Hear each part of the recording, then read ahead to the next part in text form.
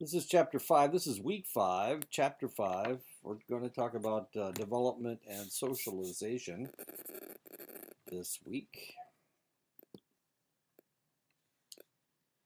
And we've had themes from China, we've had themes from Japan, we had a theme from the Eiffel Tower from France, and now we have zebras from Africa. Universal brains develop into culturally variable minds, something to think about. One key adaptation that enabled humans to distinguish themselves from proto-chimpanzee ancestors was the ability to learn and accumulate cultural information so well. This adaptation allowed humans to learn the requisite technologies and skills to stake out a successful existence in such diverse environments as ice-encased Arctic hinterlands, the thick Amazonian jungle, the parched Kalahari Desert, and the dog-eat-dog corporate world of Wall Street. And you'll have to admit that all of these are very, very much different. The indigenous people of Alaska and Canada and Greenland and who live up and around the Arctic Circle have been able to survive in that environment. I just read a book about the Amazonian jungle. It's thick. There's lots of dangers in there. Yet there are people that have lived there for eons. The parched Kalahari Desert. There's nothing growing there. Animals walk through from time to time, but there are people that have lived there for eons once again. And of course, we have created in the United States an urban hell in New York City and in some other cities around the world. The sensitive period is a period of time in an organism's development that allows for the relatively easy acquisition of a set of skills.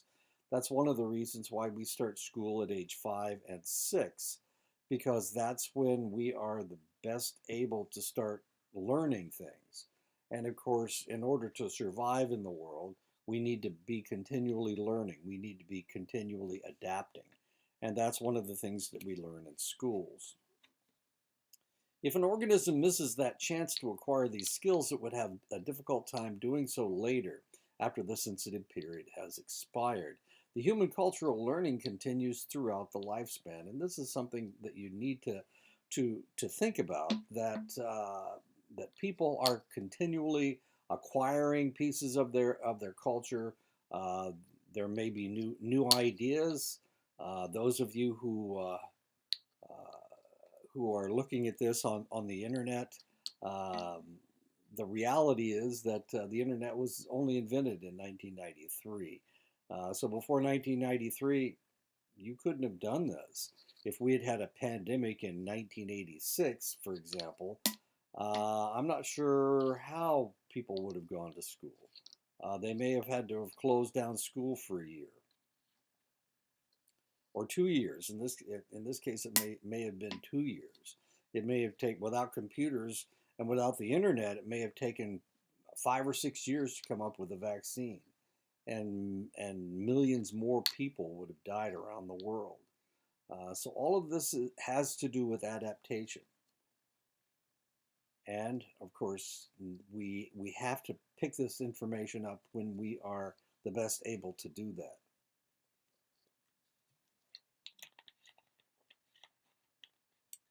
We have seen people who did not acquire language before the age of 12, individuals that were isolated in one way or another, feral people, as it were, or children that were abandoned and fed in attics. There was a girl in California who her mother and father didn't like her for one reason or another, so they attached her to a potty chair up in the attic, and they fed her, but they never talked to her. And here, then finally, some neighbor found her when she was in her was around 14 years old, they think, And she never learned language skills. She had a very difficult time learning language skills because she had already passed that window when that set of skills, she could have learned that set of skills. Language ability is a hallmark human characteristic, and although there are rudimentary language skills in some other species, no other species is as dependent on language skills or has as complex a language system as humans. Humans are capable of producing, recognizing, and using approximately 150 phonemes, phonemes or units of sound in communication. However, no language uses more than 70 of them. People are not able to discriminate easily between phonemes that are not their own language.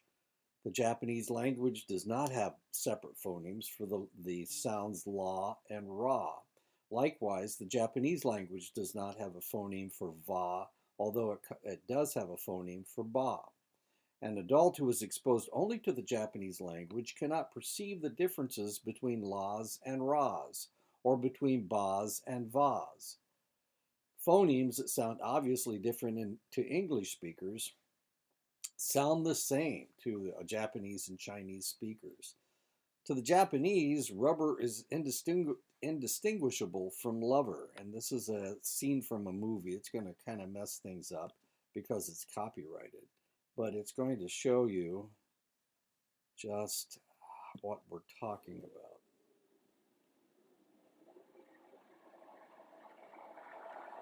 This is the Christmas story. Deck the hall with boughs of holly, ra-ra-ra-ra-ra-ra-ra-ra. 'Tis the season to be jolly, ra-ra-ra-ra-ra-ra-ra. No. Not ra-ra-ra-ra-ra, la-la-la-la-la. Sing like this. Deck the halls with boughs of holly, fa-la-la-la-la-la-la-la-la. Try again. Deck the hall with boughs of holly, ra-ra-ra-ra-ra-ra-ra-ra. Stop. Sing something else.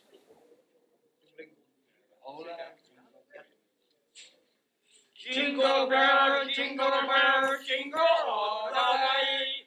All my fun is to ride in one horsey open sleigh. No, stop. Kitchen, bring food for customers.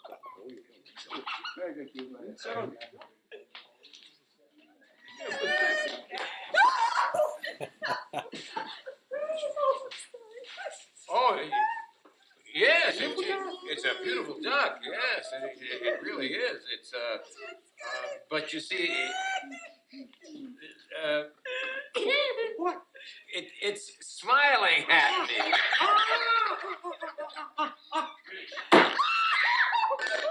Okay. Beautiful. Yes. That Christmas would live in our memories as the Christmas when we were introduced to Chinese turkey. All was right with the world. Cute. Now you get to see what I look at on the internet. Okay. All right. Whoops. Okay. Where does English come from? It comes from Celtic. It comes from Anglo-Saxon. It comes from Viking, the Viking languages. It comes from Latin and French. From Celtic, we get crag, bog, whiskey, penguin, clan, plaid, shamrock, slogan, trousers, galore. From Anglo-Saxon, which is a Germanic language, we get apple, blood, cheerleader, iron, and jump. Viking, which is the Scandinavian languages, but is also a Germanic language. We get different words than Anglo-Saxon. We get ugly, knife. Anything with a K in it is Viking. Has to do with the Viking language, like knight. Die, cake, skull. The days of the week come from the Viking language. Monday is moon day. Tuesday, Wednesday, Thursday, Friday, Saturday, And Sunday, some of them are Viking. Wednesday is Viking.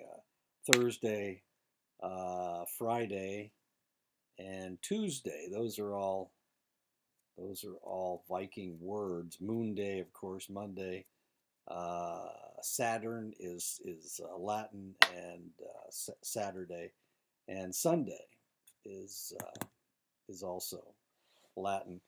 From Latin, we get have, agriculture, casino, bonus, fame. From French, we get priest, infantry, money, jury, isle, music. We get just tons of words from all of these different sources. These are just examples of words that we get from different languages. Did I say that English is a bastard language? Okay. English developed from a lot of different sources, and because of that, um, there are some words in German that we can understand. There's some words in French that we can understand. There's some words, Scandinavian words, that we can understand. Research suggests that young infants can discriminate among all the phonemes that humans are able to produce. What is that, 150? Is that what we said? Yeah, 150 different phonemes. Native English-speaking babies of 6 to 8 months can reliably distinguish between two sounds from the Hindi language, but 10 to 12-month-old native English speakers cannot. Even 4-day-old infants already show a preference for the rhythm of sounds from their own language over other languages. This research suggests that we are biologically prepared to attend to human speech as we come into the world. We are predisposed to start picking up languages at an early age. Early in life, before puberty, our brains are especially pliable for organizing themselves in response to language input. Later on, our brains are not nearly as flexible. Humans are better at acquiring and mastering languages early in life. So if you learn a second language before the age of 12, you're much better off, and you'll be able to learn it much better than if you wait until you're in your late teens.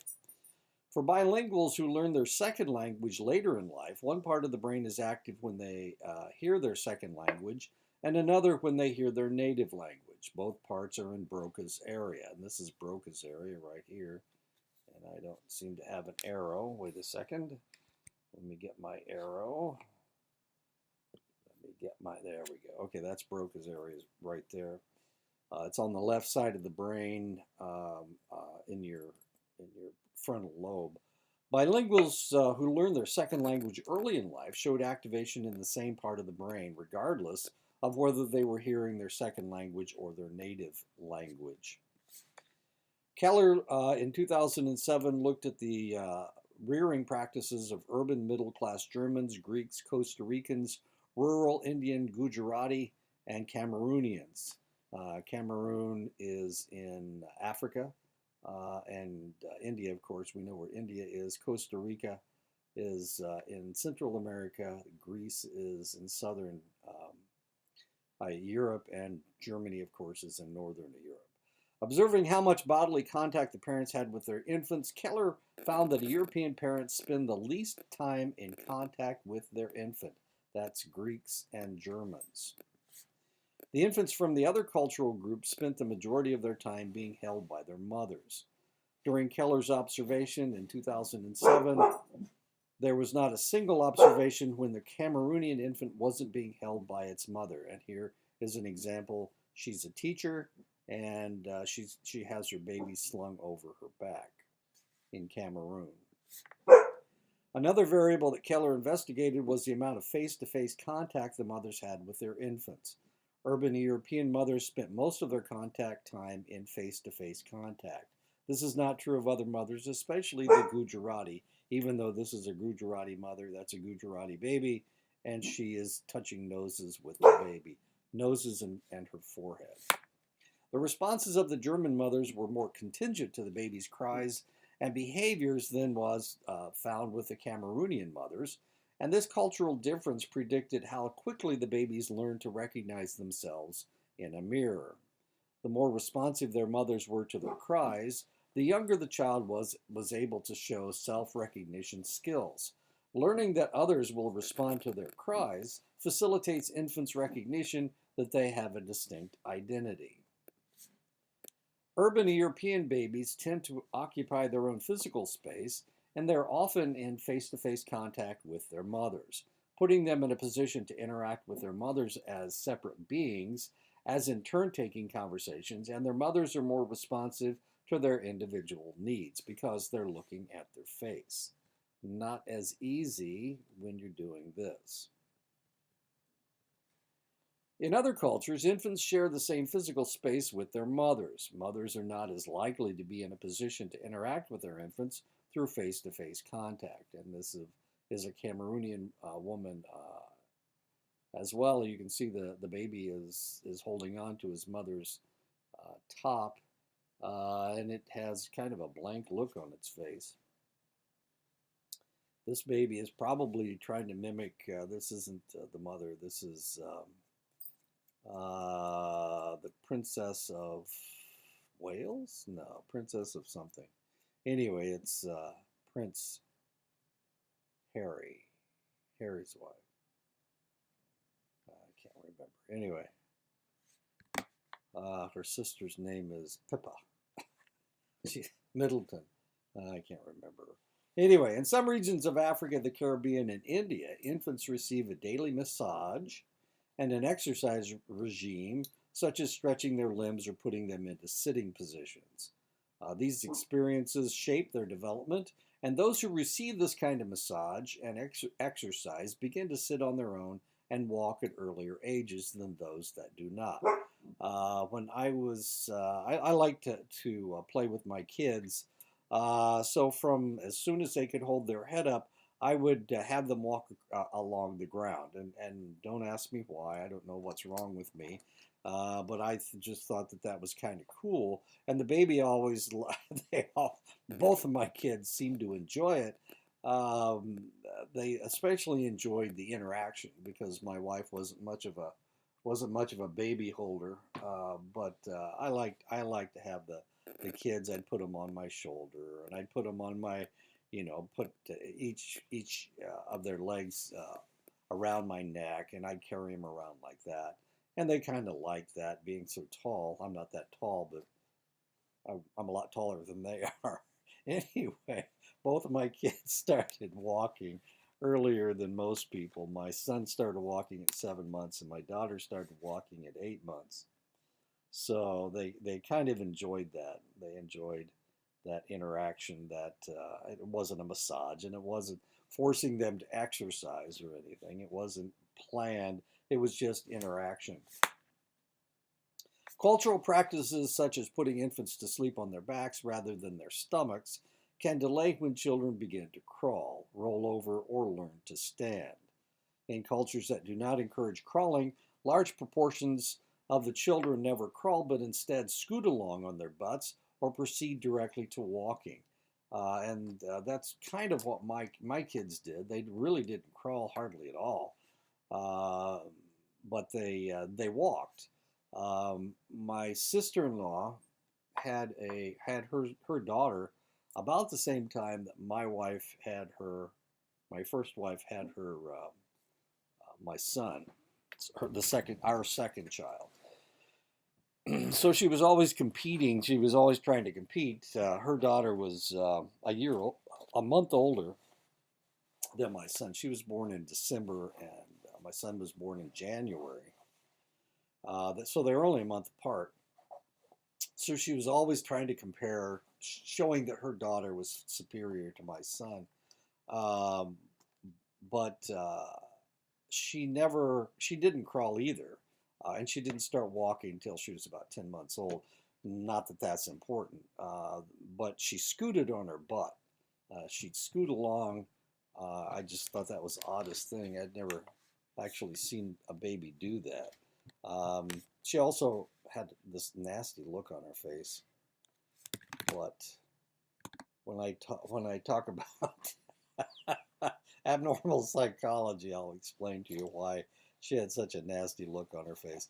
She never smiled as a baby. My son was just was a little chucklehead, but my niece never smiled. If you are of European descent and grew up in in a North American household, the odds are that your parents set aside a room in their house, perhaps decorating it with pastel colors and scenes of romping bunny rabbits, and put a crib in it for you to sleep in, just like this, a special room for baby. If you watch old movies, you watch movies from the 30s, 40s, 50s, 60s, and 70s, when a woman is pregnant, the first thing they do is they put a room together for that for the newborn, for the baby who will be. In a study of 136 societies, infants in two-thirds of these groups slept in the same bed as their mother. In the majority of the other cases, infants slept in the same room as their mother, but in a different bed. American parents were the only ones in a survey of 100 societies who created a separate room for the baby to sleep in. And it may be because Americans have so much room. Other countries, their houses are smaller. Um, the number of bedrooms are fewer. But in the United States, of course, we've always had lots and lots of room. So that is one of the things that we do in the United States. We create a room for the baby, the nursery. The practice of co-sleeping is, and this interesting thing is, that even in England, where they had a nursery, the kids didn't sleep in the nursery. That was a place for them to play. But in the United States, despite the fact that a lot of our culture comes from England, when we created a nursery, we created a place for the baby to sleep. So they slept in that room, and that was their play place in the United States. But in England, the nursery is only a play place, it's not a sleep place. The practice of co-sleeping is also quite common in other subcultures in the United States. African Americans, Asian Americans, and Hispanics all co-sleep with their infants. The practice of people sleeping separately in their own beds has not yet been identified in a single subsistence society around the world.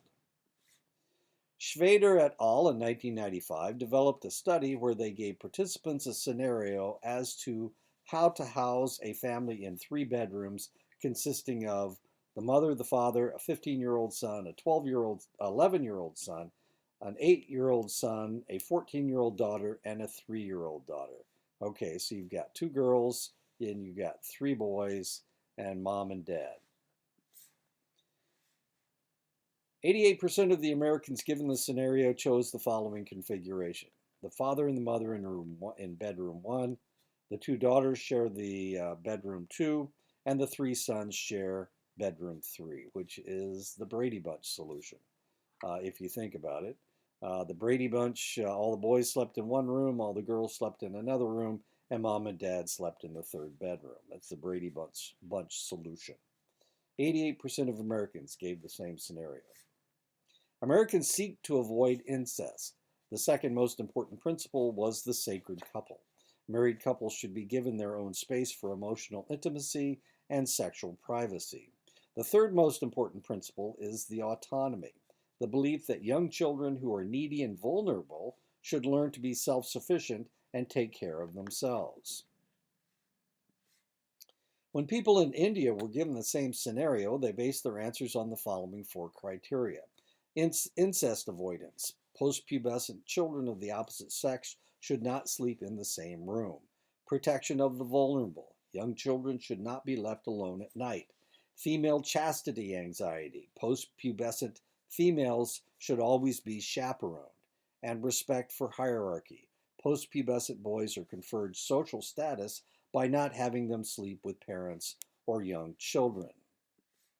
One of the most popular configurations from India involved bedroom 1, the mother, the father, and the 3-year-old daughter.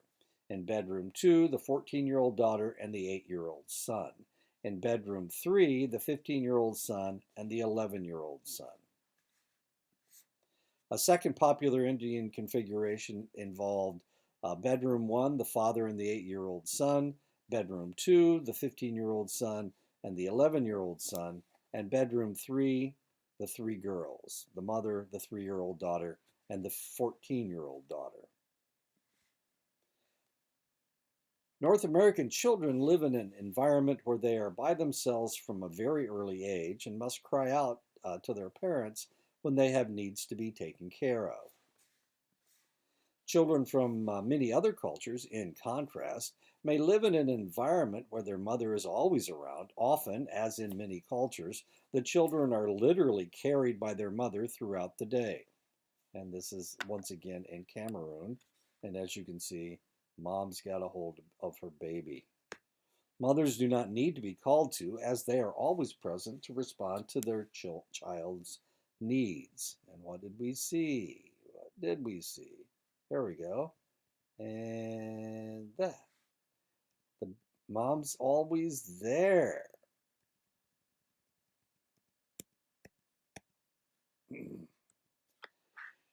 In 1971, Baumrind published her tripartite typology of parenting styles. And the three parenting styles are the authoritarian parenting style, the authoritative parenting style, and the permissive parenting style. Now, she could have come up with better names than authoritarian and authoritative. They're awfully close to each other, but they're very, very much different. The authoritarian parenting have low levels of warmth for their children or responsiveness by the parents to the child's protests. The authoritative parenting is a child-centered approach. The parents maintain high expectations of maturity for their children. The permissive parenting, the parents are very involved with their children. They express parental warmth. They express much parental warmth and responsiveness. The parents place few limits and controls on the children's behavior. Permissive, authoritative, and authoritarian. While Western parents are more demonstrative than most other parents, Chow in 1994 argues that training is a core part of Chinese parenting. It is an effort to have the children adhere to socially desired behaviors, often by providing the child with explicit examples of proper behavior. And it entails much devotion and sacrifice on the part of the parents. They are standing over those kids on a continual basis, telling them what to do.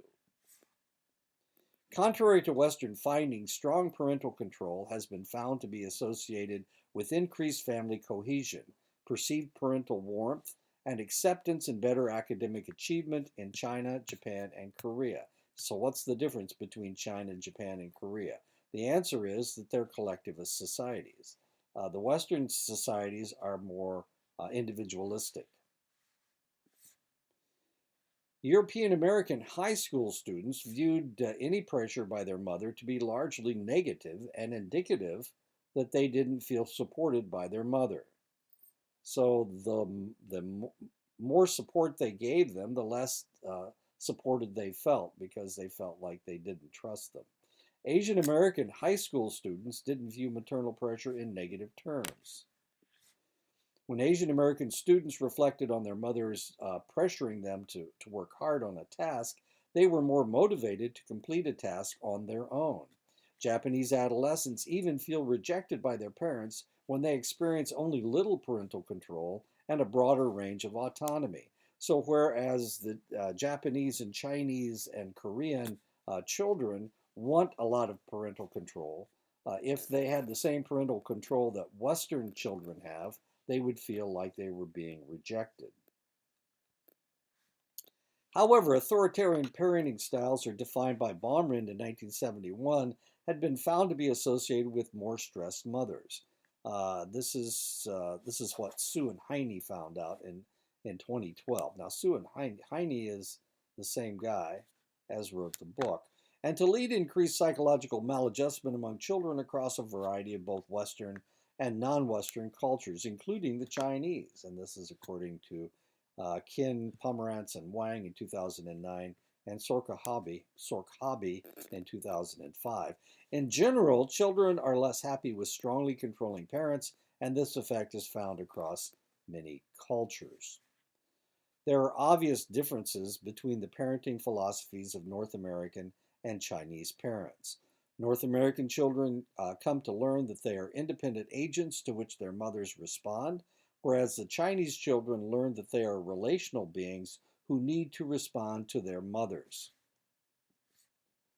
North American mothers are more likely to discuss their child's successes and positive emotional experiences with them, thereby emphasizing what the child is able to accomplish. Chinese mothers are most likely to call attention to their child's mistakes and transgressions, thereby elaborating on how the child needs to change to fit better. This is according to Miller, Wiley, Fung, and Liang in 1997, and Wang in 2001. Very different parenting styles. Around the age of 18 months, young children enter a period of accelerated word learning when their vocabularies begin to increase dramatically. A great deal of research has indicated that this increase in vocabulary is not distributed equally across all different forms of words. The first words that children learn are nouns in the Western world. It's nouns. There's a great deal of evidence that North American children tend to learn nouns much quicker than verbs. Chinese children were found to use more verbs than nouns. There is no noun bias among Korean toddlers. So learning nouns is the way that Western children learn languages. In Asian countries, it's verbs come first, and then the nouns. The structure of English is such that nouns tend to come in rather salient locations, such as the end of sentences. East Asian languages, such as Japanese and Korean, tend to place verbs in salient positions at the end of sentences. Unlike in English, the Chinese, Japanese, and Korean languages allow for nouns and pronouns to be dropped when the context is clear. So, and this is a problem with learning Asian languages, Japanese, Korean, and Chinese. Part of the problem is that a lot of times the words that we are looking for, because we are English speakers, the words we're looking for, which are nouns, are left completely out of the sentence. So we're lost. We have a hard time interpreting what the meaning is. Westerners tend to perceive the world in a more analytic fashion, seeing objects as discrete and separate, whereas East Asians are more likely to perceive the world in holistic terms, stressing the relations between objects. It is plausible that the cultural differences in noun bias reflect this difference in thinking about the world. So when we think of the world, I'm looking at a bottle here, I'm looking at a pen, I'm looking at my cell phone. These things don't have anything to do with each other. They just happen to be on my desk right now.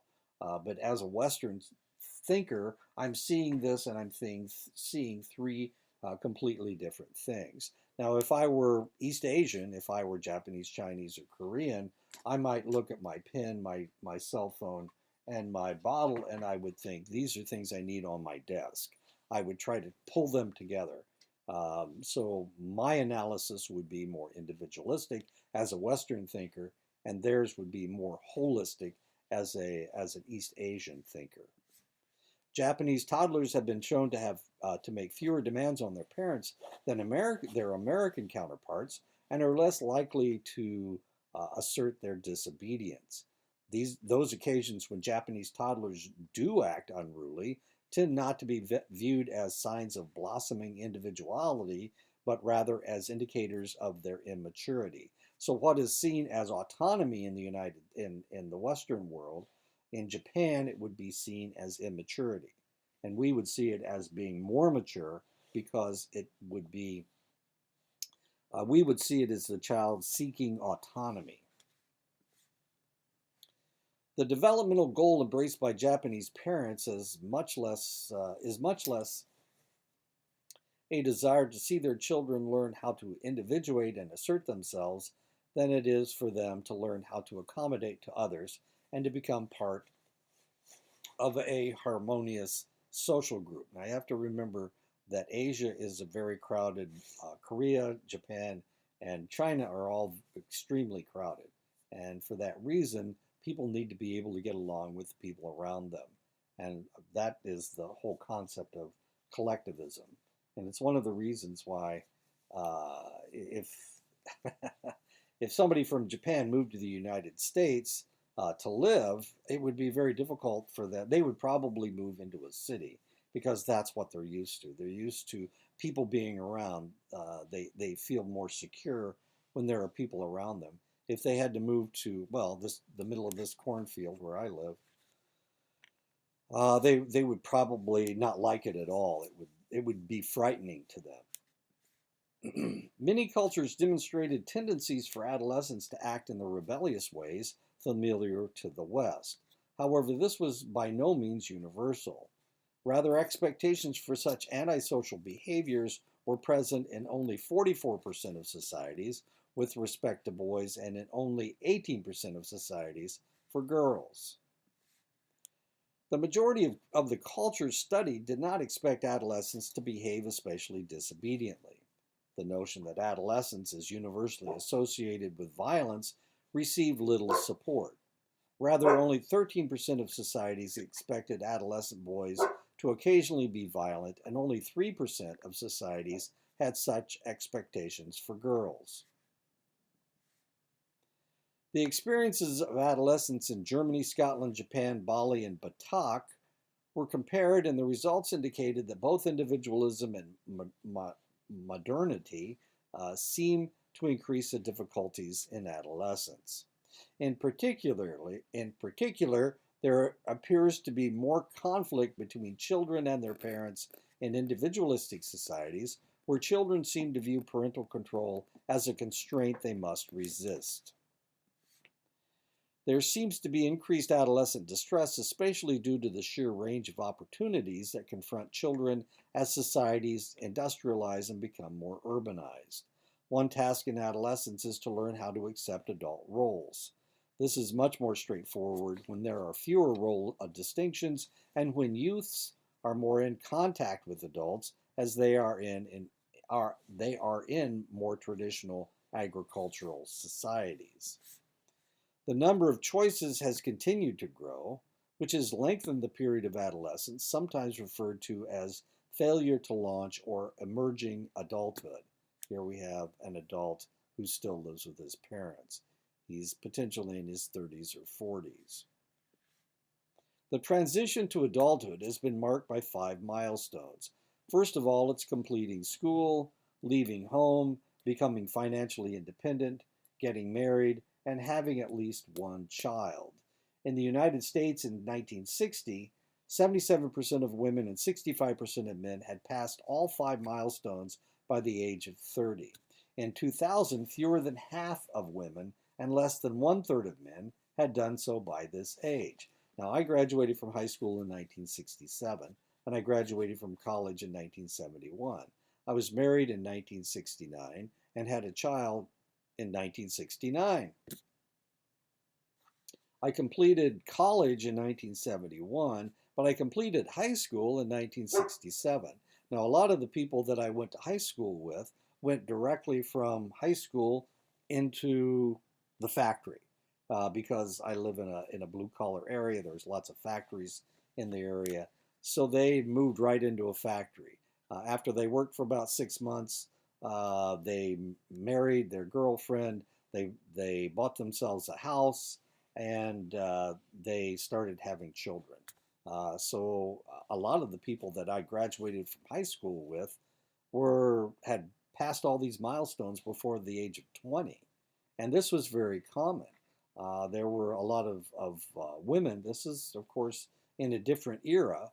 There were a lot of women or females who graduated from high school, and what they wanted to do was get married and have children, and marry somebody who would take care of them. So what did they do? Their expectations were that they would marry their high school sweetheart, and they would start having babies right away.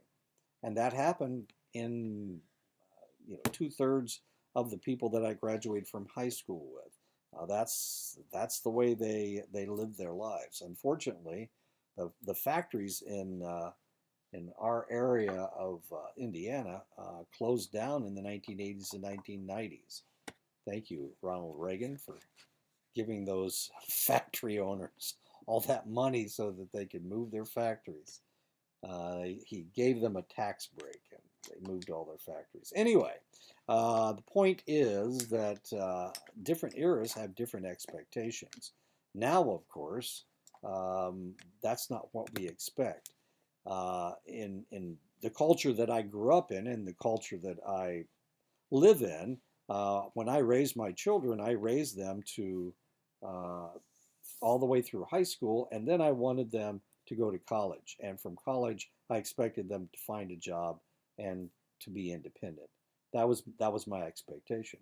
So, as a Western white person, my idea for my two children was that they would go to college and become independent. The reality is that both of them, as soon as they were 18, they both went to college on athletic scholarships. My daughter had an academic scholarship, but my son didn't. And she went right through school and became independent. She didn't have children until she was in her 40s, but she always worked. She always worked. So did my son. He always worked. And they haven't lived with me. They haven't lived in the same house that I lived in. Well, my son lived with us for about 2 years in California, but that's because he had a house. We actually lived with him, except we were paying for the rent. Anyway, yeah, so they were fairly independent, and so that's the old way of doing things, not the new way of doing things. Now, kids stay with their parents for an extended length of time, and don't get married and don't have babies. East Asian children spent more days in school, 240 days per year in Japan versus 180 days per year in the United States. I don't know if you can do the math, but that's like 2 months longer than what we have in the United States. A greater percentage of class time was devoted to math education in the Asian school day than in the American school. Asian teachers spend a greater percentage of time lecturing in the classroom compared with their American counterparts, about 90% in Taiwan compared to 46% in the United States. Asian math lessons, approximately 80% of the examples were real world examples in Japan, compared with about 10% of examples in American classes. So, what Americans do, they give them a problem, but it's not a word problem, it's just a number problem. But in Japan, it's a real world problem.